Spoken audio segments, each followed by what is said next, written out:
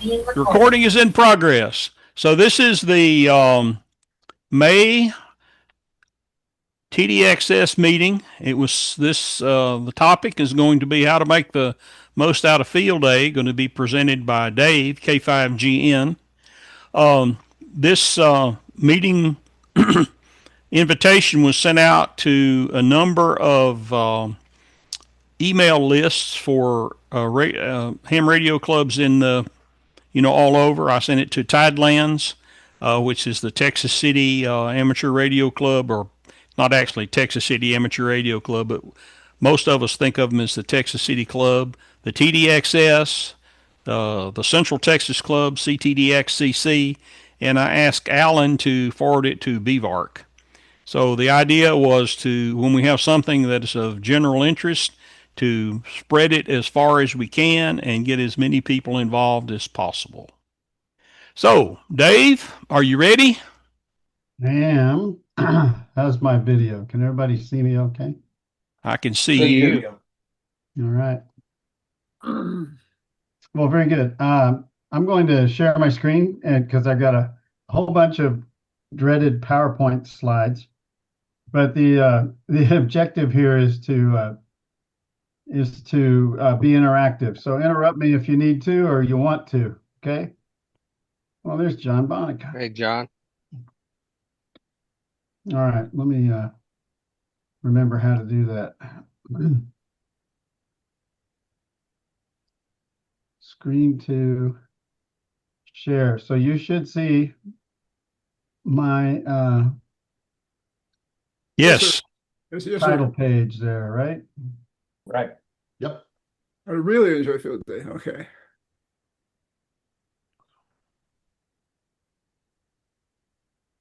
I don't see you guys, so I'm trying to get you guys back up on the page here. Very good. David maybe McCarthy screen.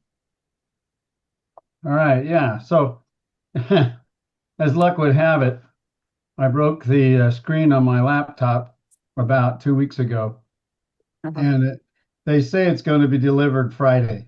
It should have been back a week ago, but so I'm using my wife's gear here. She has a better camera, but normally I use my own laptop, and that's unavailable. So I had to goof around to get this done and ready for you guys. So let me find. Well, I've lost my paging. Page 4. Oh, no. Okay. So for those of you who don't know me, I think a little introduction. I'm Dave. I'm K5, I'm K5GN. I'm hearing some people in the background there. I've lived in Houston since 1975 and was fortunate to join the TDXS in 1975.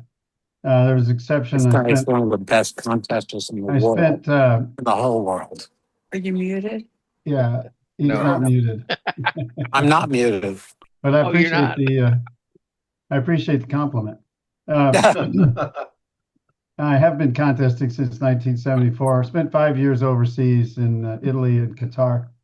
My first field day was, I was no longer a novice. I was a general, but I was a kind of a brand new general back in 1973. There was a guy up in New Jersey who would put on field days expressly for kids. Most of us were pretty suspicious of the guy's real ulterior motives. It was kind of a legendary thing. Back in 1976, my best friend and I were part of the W2RQ Portable 2. I think it was 21 Alpha, if I'm remembering that correctly. They put up towers and monobanders and all kind of crap on top of a real hill up in northern New Jersey.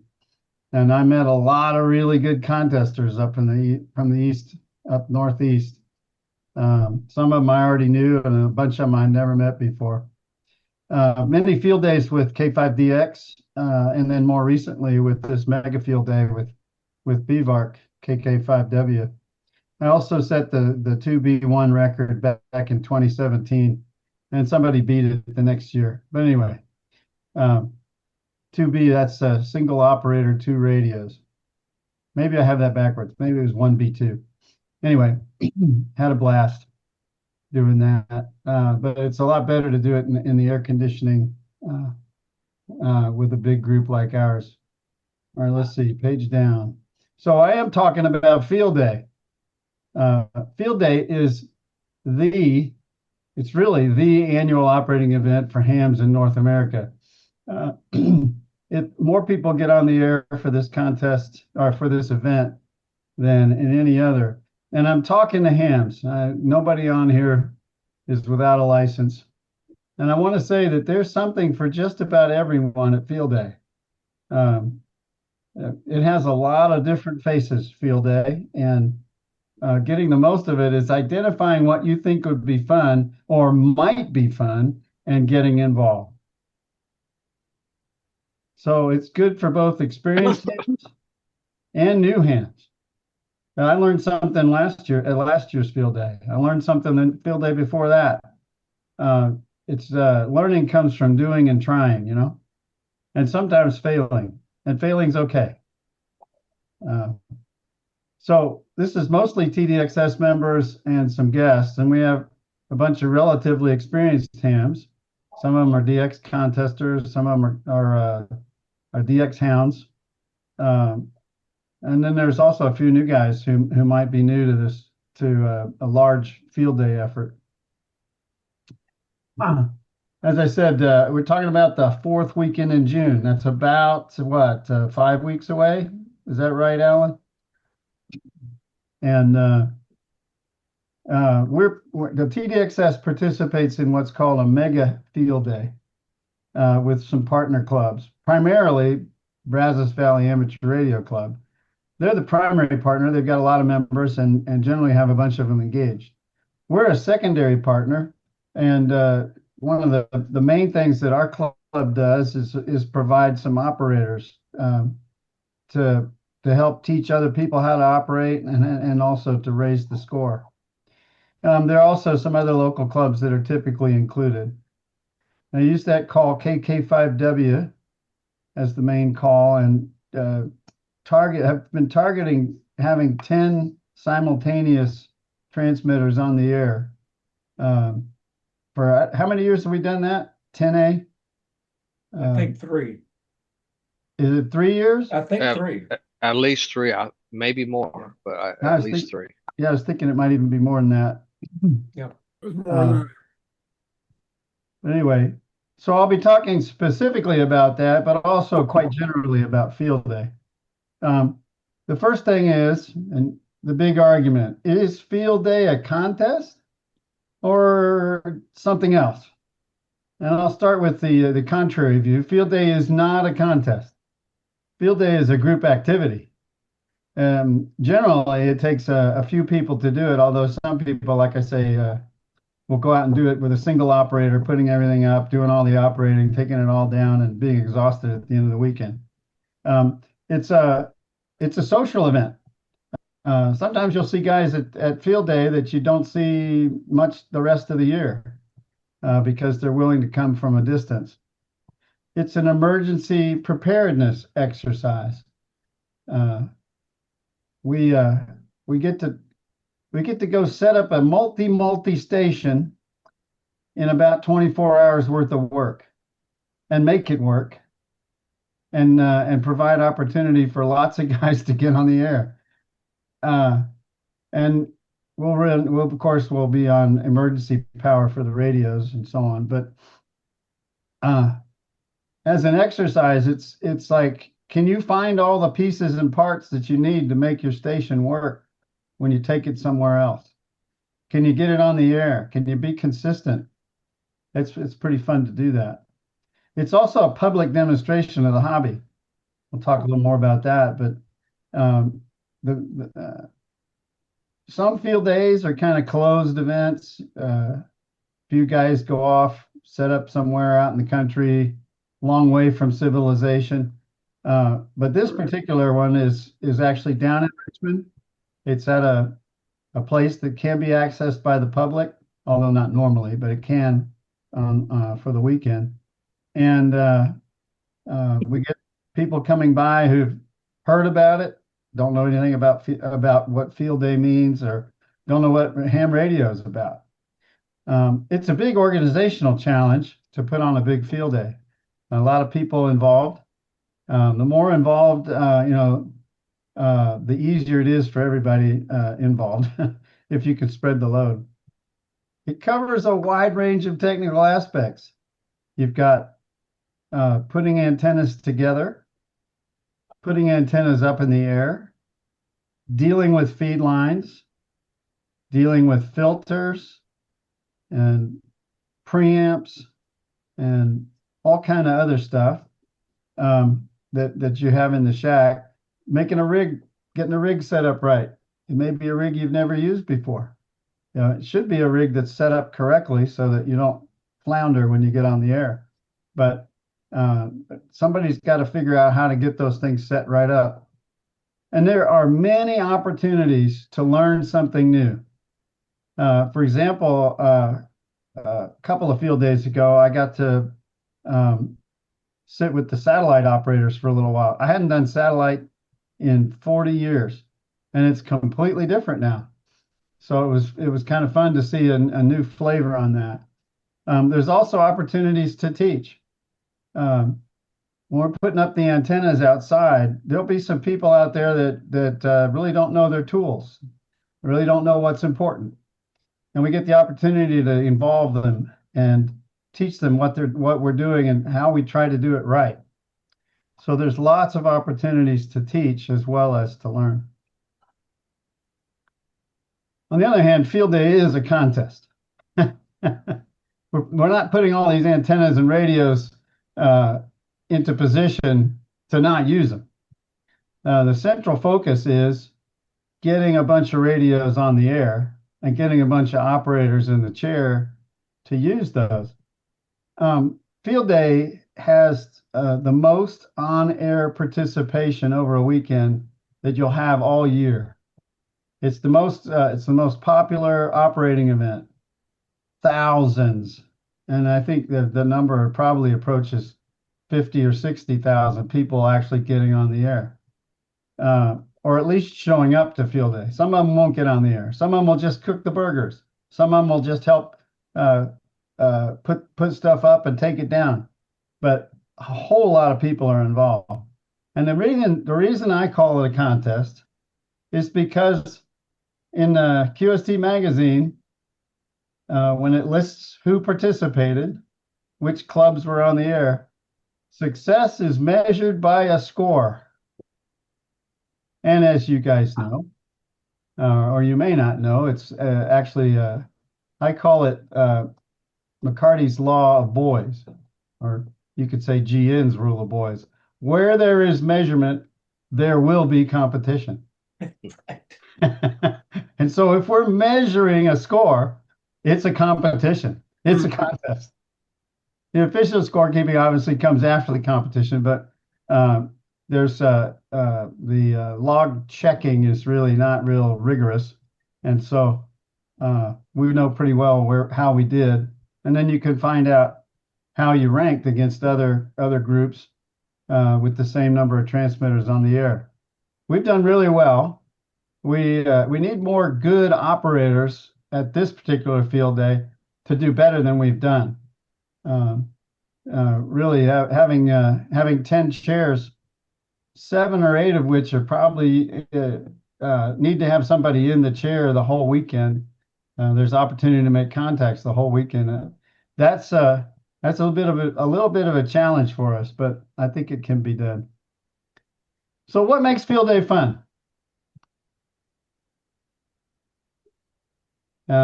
This is a great time for you guys to say what you think makes field day fun. What makes field day fun to you? Well, I think you hit the nail on the head. The team effort and the camaraderie of it really makes a difference. Yeah.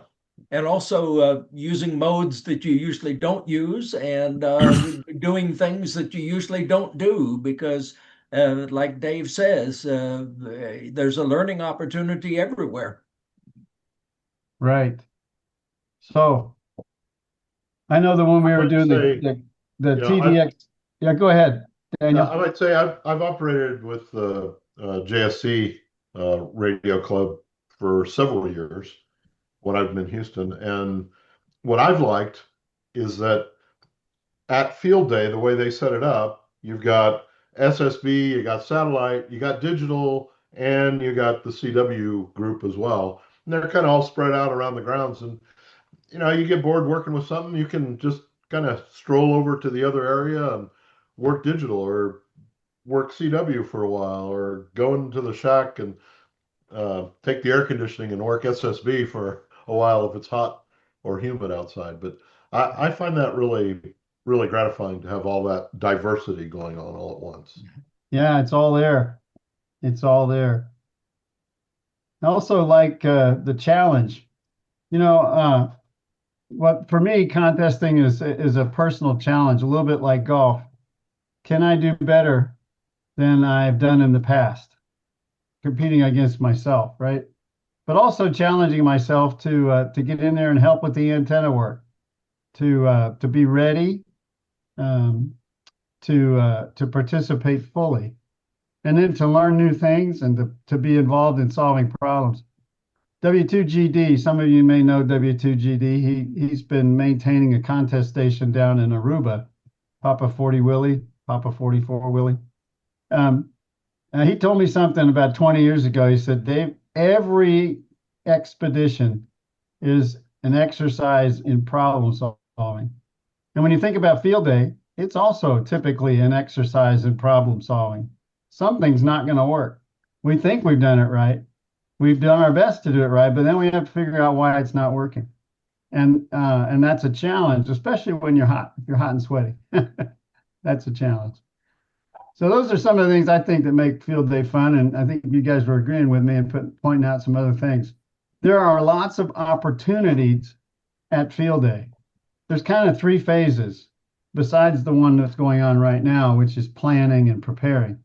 There's setup, when we set everything up. Inside, all the radios, the networks, the peripherals, the computers. Outside, the antennas, the transmit antennas, some listening antennas, the feed lines. Then there's 24 hours where we're operating and trying to see what we can get out of the stuff we put up. And then there's takedown, which is real important because almost all the gear that's out there that we set up is going to be put away and used again in a future year. All right. So, there are various aspects of that. I mentioned some of those.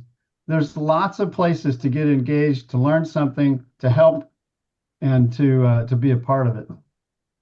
Let's talk about setup. Setup, ARRL has relaxed the rules on setup just a little bit. We can show up Thursday night after 7 p.m. and begin staging equipment. We don't typically do that. Typically, it all starts happening on Friday morning, the day before the actual on-air time. We want to start early because it's cooler in the morning.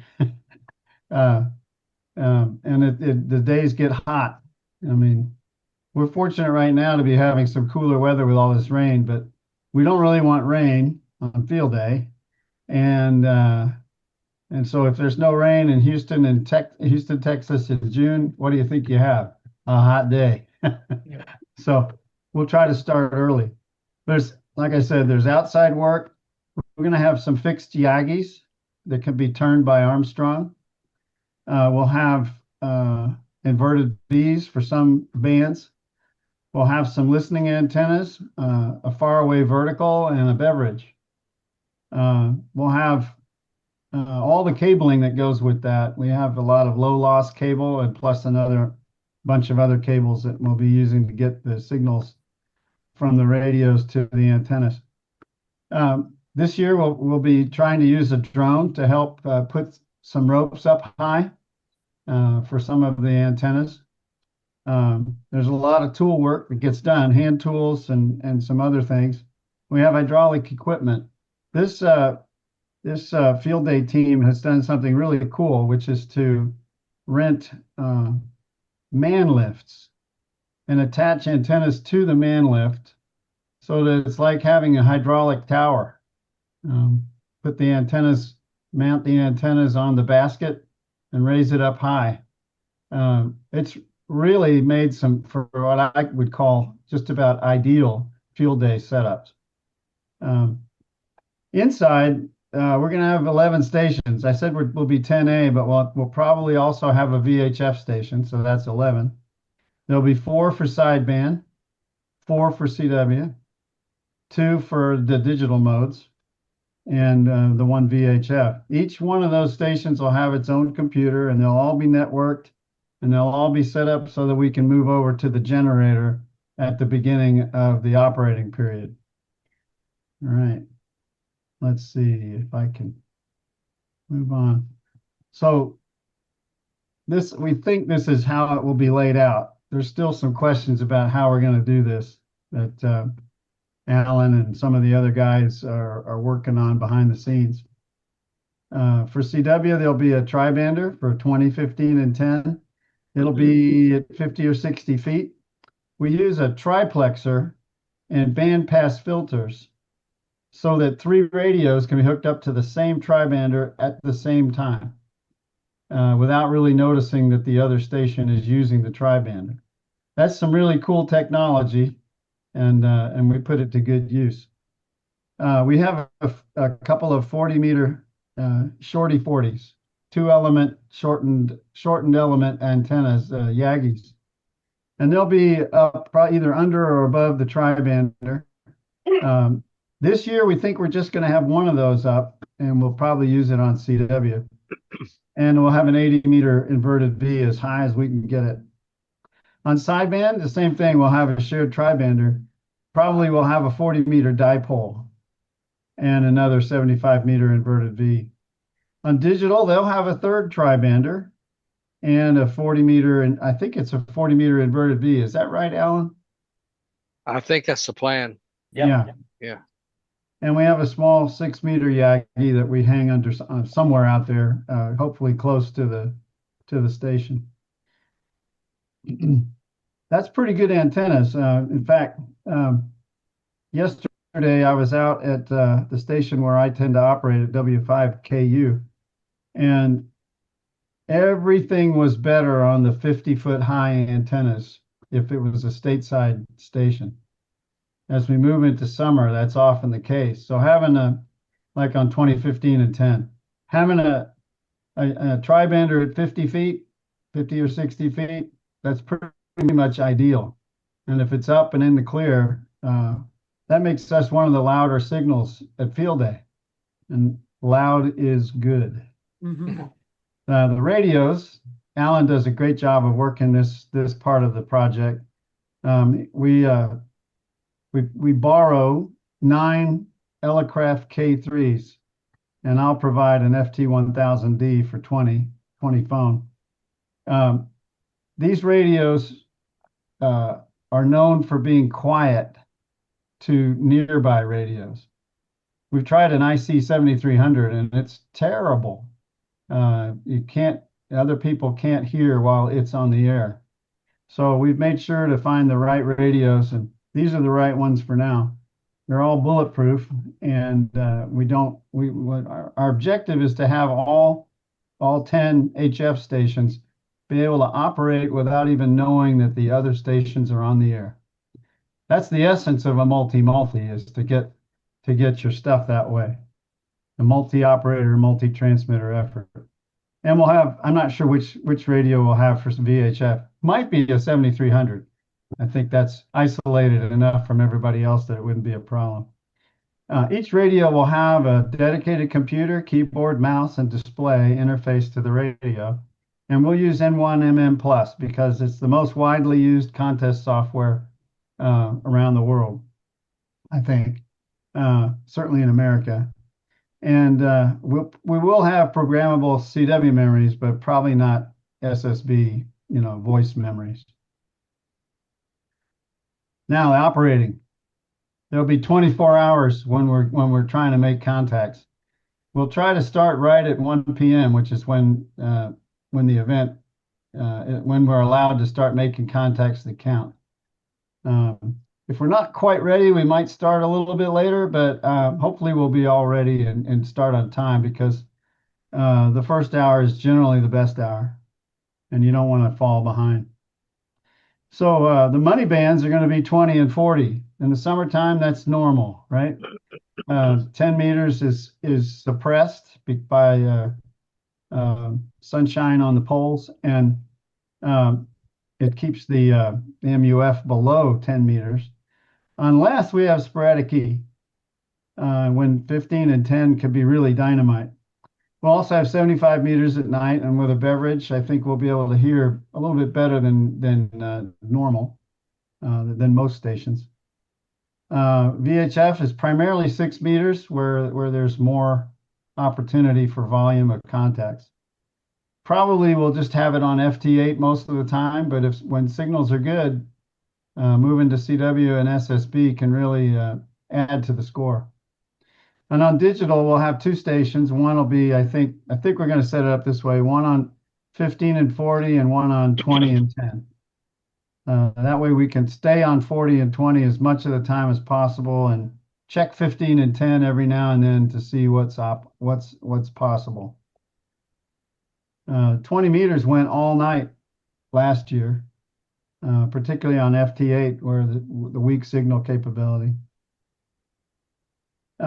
This is a chart that was made by a guy who lived in, I think, San Antonio, WA5IYX, and I think he's a silent key now, but he studied sporadic E. It was his thing. He monitored FM radio stations all the time, year round, and he developed this chart for the primary season for sporadic E, May through August. I think the guys were talking before the meeting about how 6 meters has been good all day today. Yep. I'm sure that's sporadic E that's been making it good. This is a chart of the likelihood of sporadic E across the 24-hour day during the summer, late spring and summer. And if you look at this is actually Central Standard Time, so you have to put your clock back to normal. But we start the contest at noon Central Standard Time. It's actually 1 p.m. daylight saving time. Well, you can see that at just before noon is when it's most likely to have sporadic E. So the first hours of the contest, man, if there's sporadic E, we're going to have a blast working, guys. It kind of drops down, but you can see there's still a good probability getting into mid-afternoon, and then it peaks up again during the evening hours. So that's why we have 10 stations. We can have people on the air working, guys, almost all the way around the clock. And it tails off at night, but anybody who's done the 10-meter contest will know that sometimes you have sporadic E that lasts well past midnight. And this is looking primarily at 100 megahertz, right? The FM radio. Well, sometimes the sporadic E is there with a lower MUF, right? Yep. So it's actually more prevalent on 10 meters, 15 meters, and even 6 meters than it is in this chart. So the key to 10 and 15 is just keep trying, because you never know when it's going to open up, and once it's open, people will find out and get on the air. All right. So one of the key things that I want to highlight for you guys is that operators make contacts, right? Operators don't just listen. They make contacts that go in the log and increase the score. So one of the things that we put a premium on as contesters is operating efficiently, not spending too long to get one QSO in the log so you can move on and make another one. And one of the best ways to do that is, if you don't know much about contesting, if you're new to the game, sit with a pro. We'll have some good operators there, and good operators, be willing to sit with a learner. It's a great opportunity. Field day is a great opportunity for this because the bar is pretty low for entry. You can just show up, or you can come help with setup and come help with takedown. But there's a lot of seats at this field day, and a lot of the time they're empty. So butts and chairs is what makes a big difference. If there's nobody in the chair in front of the radio isn't making any contacts on its own, right? So we want to try to have all the stations on the air as much of the time as possible. The guys who do the 28A or the 33A, they've got stations on all the VHF bands, and their goal is to have all of them on at the same time, make a couple of QSOs on those strange bands, and then call it a day. They're not as competitive as 10A, which is a pretty competitive category. And then I've just been talking about conventional HF and VHF operating.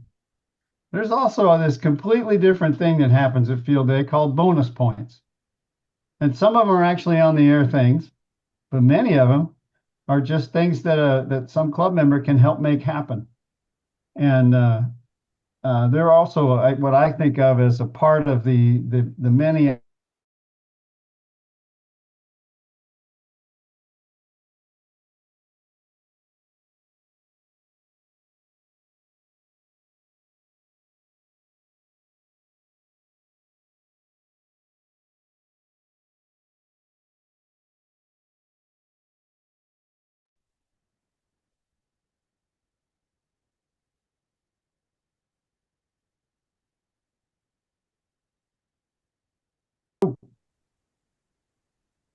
had to turn it back on, huh? So I have um, intermittent internet issues here, and I think Okay. Comcast just dropped us. And it comes back after a few seconds. Yeah, we have a similar problem here. All right. Sending a message to the section manager for South Texas, having government officials and emergency agency officials come to your site. That doesn't sound much like radio, but it sounds like promoting radio, and that's a good thing.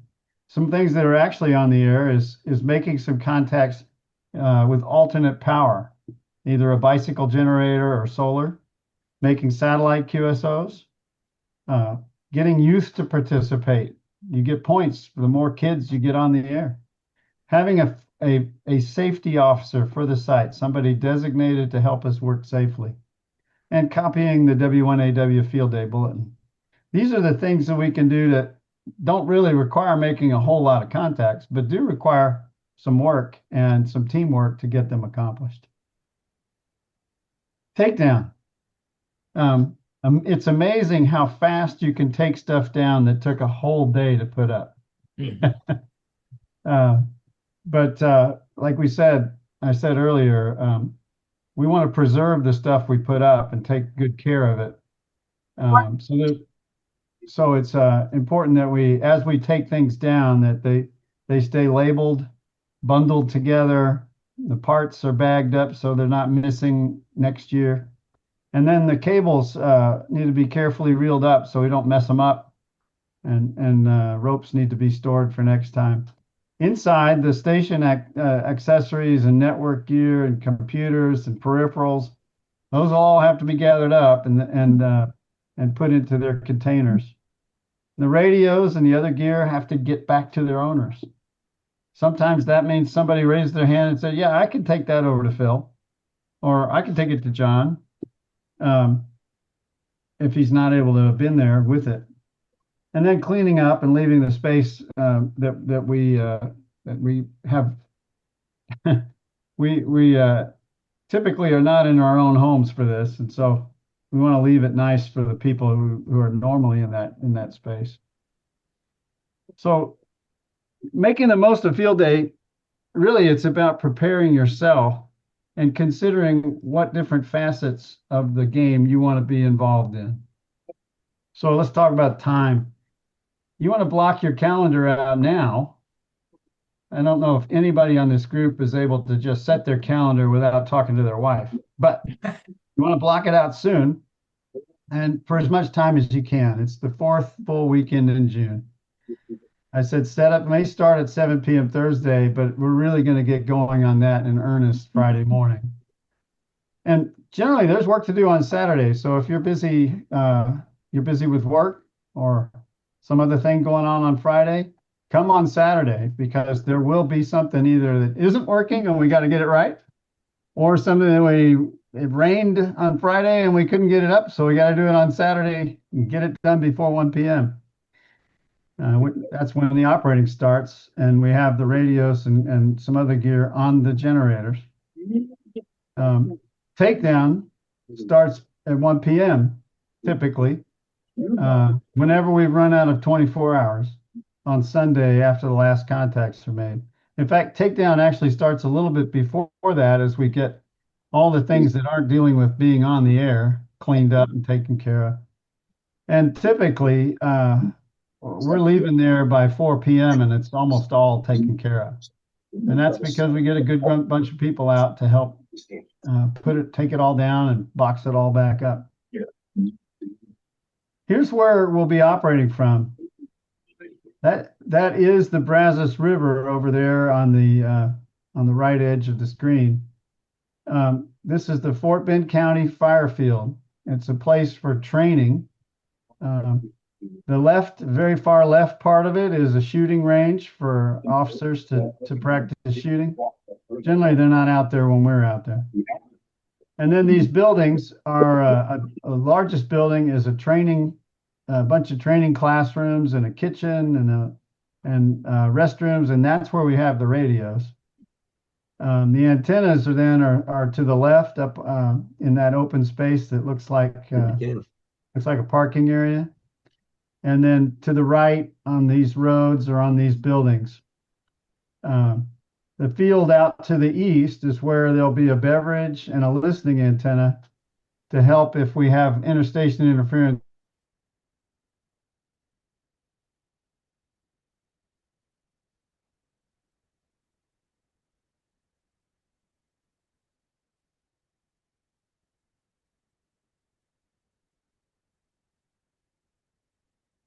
Main city road. There's 250 Clay Street, Richmond, Texas. But there'll be signs there at the entrance for those who are not familiar with the location to say, here it is, come on in. So last year, I think it was at Contest University at Dayton, the motto was, preparation is everything. We got a lot of people like Alan working on getting everything ready.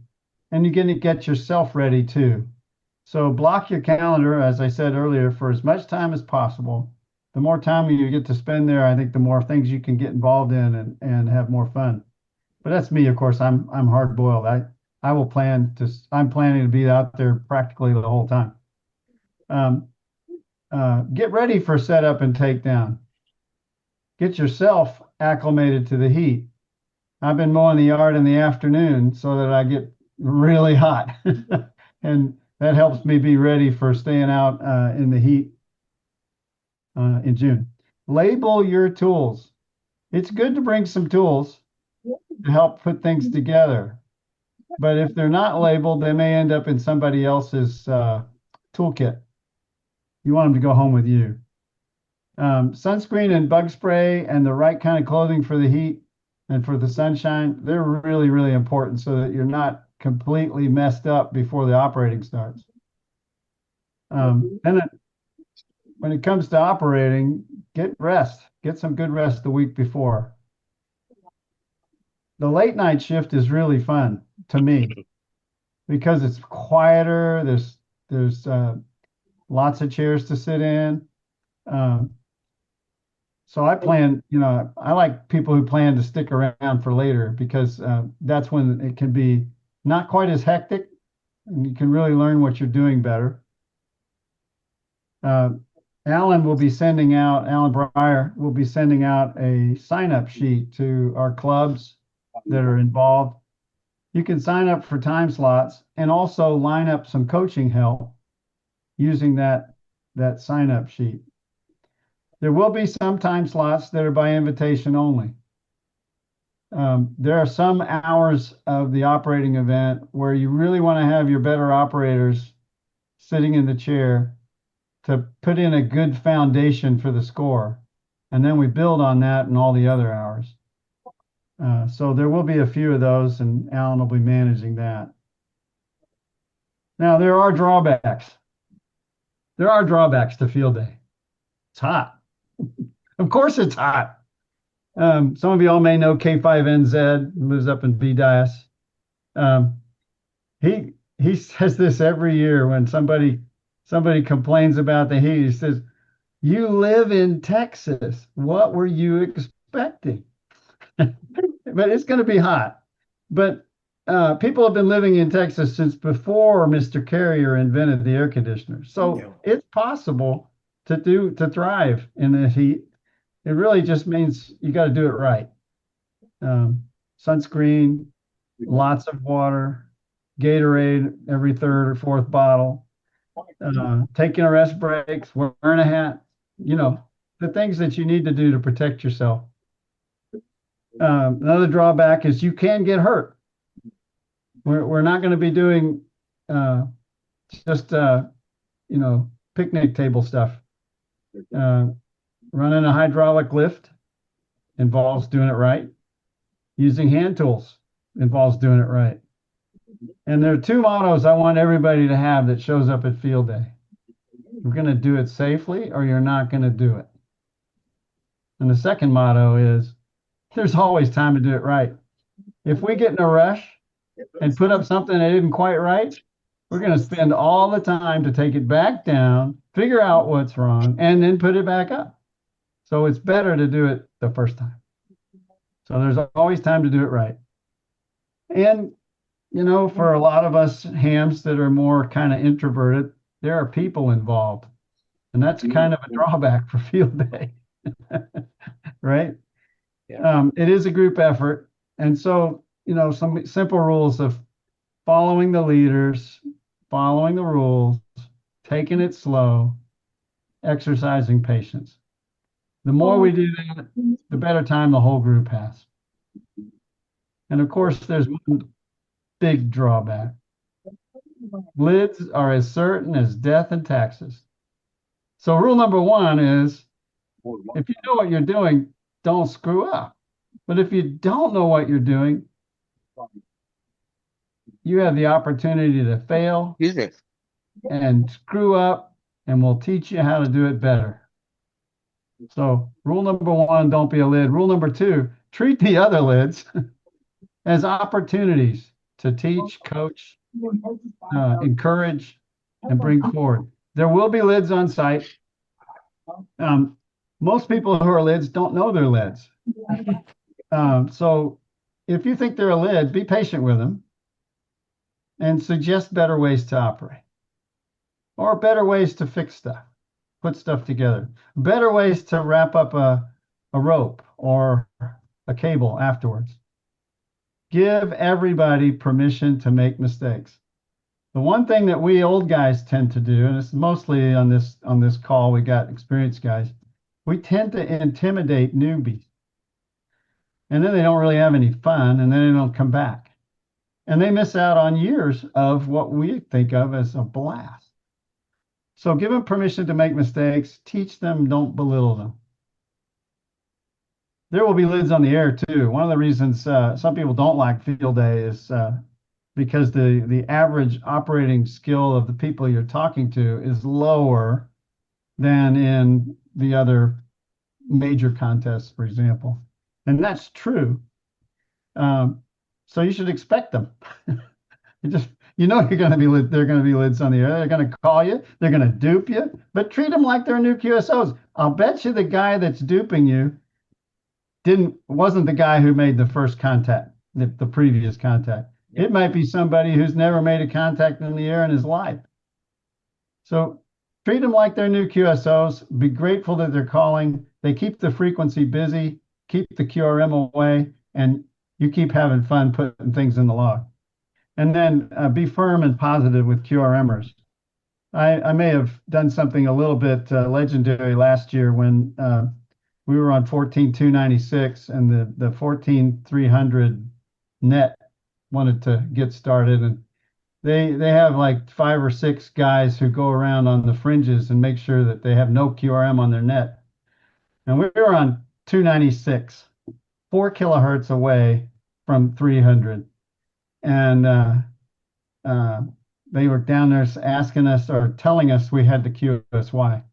And after the second or third guy came on there and told me we had the QSY, or told the operator who was in the chair that I was coaching that we had the QSY, I took the microphone and let him have it. Oh, it kind of quietened down the whole room. That was a little bit out of character for me, but um, it's field day weekend. That's the weekend when the most people ever are on 20-meter phone, ever. And you're trying to create an 8 kilohertz wide hole? Forget about it. Besides, there was no way 4 kilohertz away that we were QRMing them. So I considered it a compliment that they thought they had to run us off because we were loud. But I was a little bit rude to that guy. But primarily because they do it every year. All right, so be firm and positive. Most of the time, the QRMers at field day don't even realize that they're messing up. So there are a lot of opportunities for a few hams to take individual responsibility for key facets of the effort. Alan's doing a yeoman's work, helping get a lot of things done. The key leaders should be people from BVARC, and so I think the field day leader is a BVARC ham, and I don't know all of the other players, but there are a number of other guys. KI5 NPM is helping with the antennas, for example. N5BAA is going to be out there with his drone. But there are a lot of opportunities. We need ringers, as I've said before. We need some good operators to come sit in the primetime slots and put a good base on our score so that all of the newcomers or less skilled operators can build on that, and we end up with a good score. We need help transporting gear. The antenna is not a trivial amount of stuff. The antennas, cables, ropes, poles, and so on.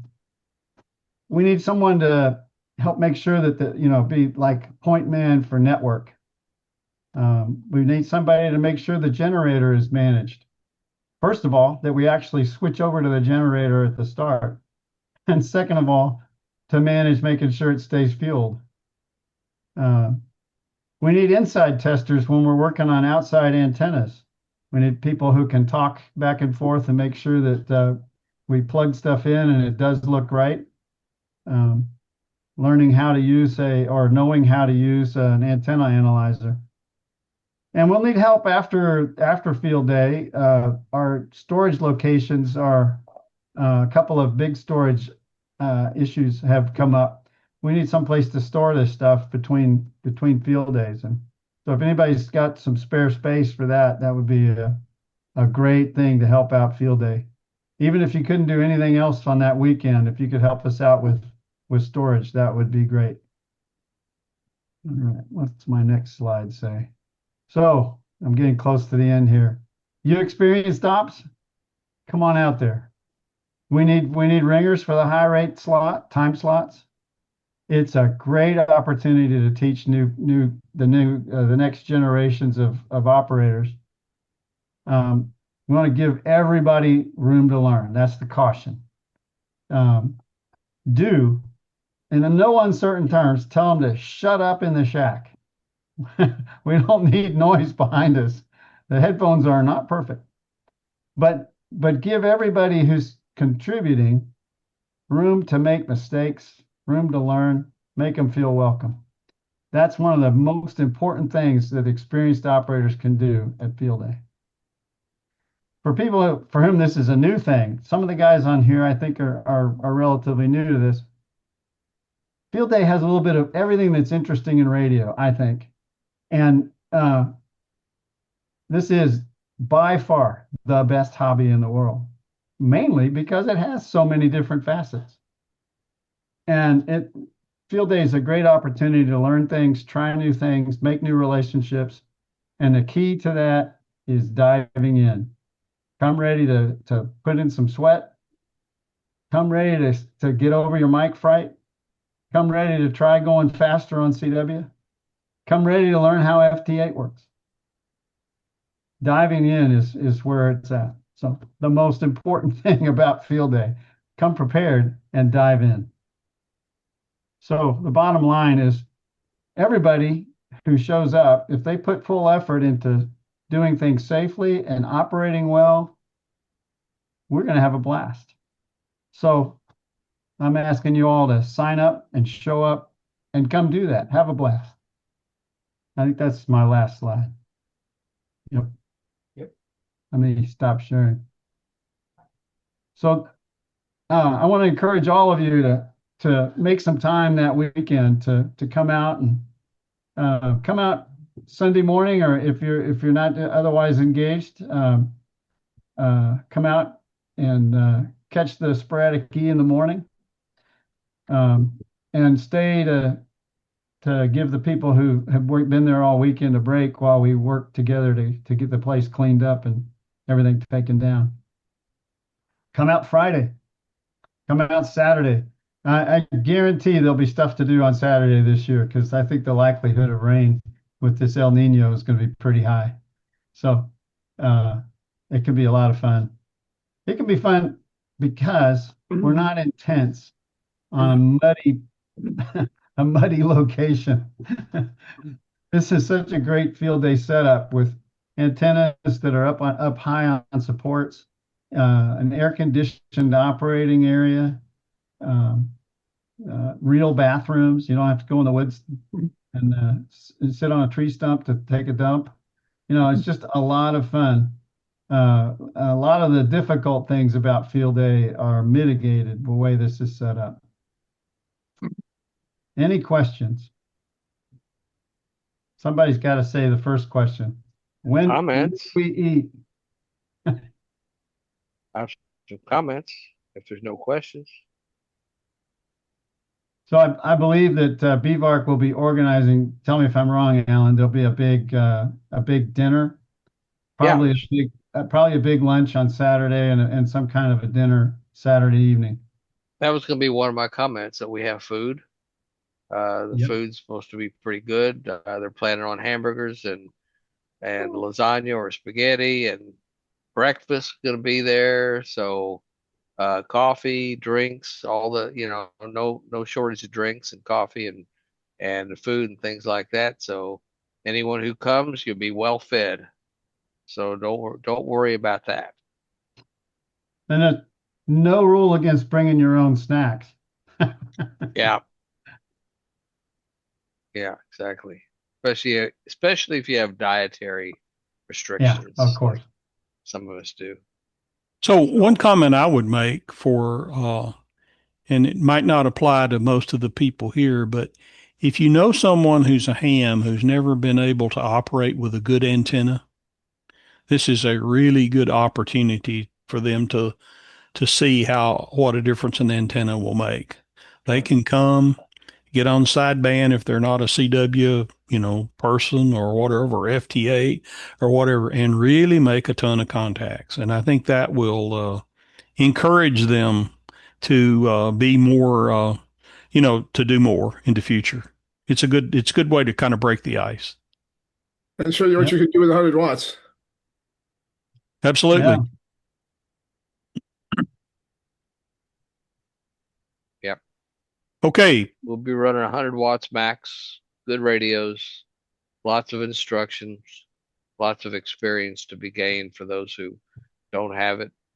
And so it's should be a lot of fun, or it will be, because we've done it before. It's always a lot of fun. Yep. Okay, just a little bit of additional information. Since this has been recorded, it will be on the TDXS YouTube page here in a few days. It takes a while I got to process the file and then give it to Scott in K5DD and let him post it. But it'll be there. So if you guys want to send a link to somebody else, or if you should decide to look at it again or share it in some other way, you'll have that opportunity. Okay. Okay, Dave, great job. Thanks everybody for coming. Thank you. Thanks. Anything Thanks, else? Dave. Yeah, it's good to see you, Larry. Hey, Dave. Thank you, guys. Okay. You're All right. welcome.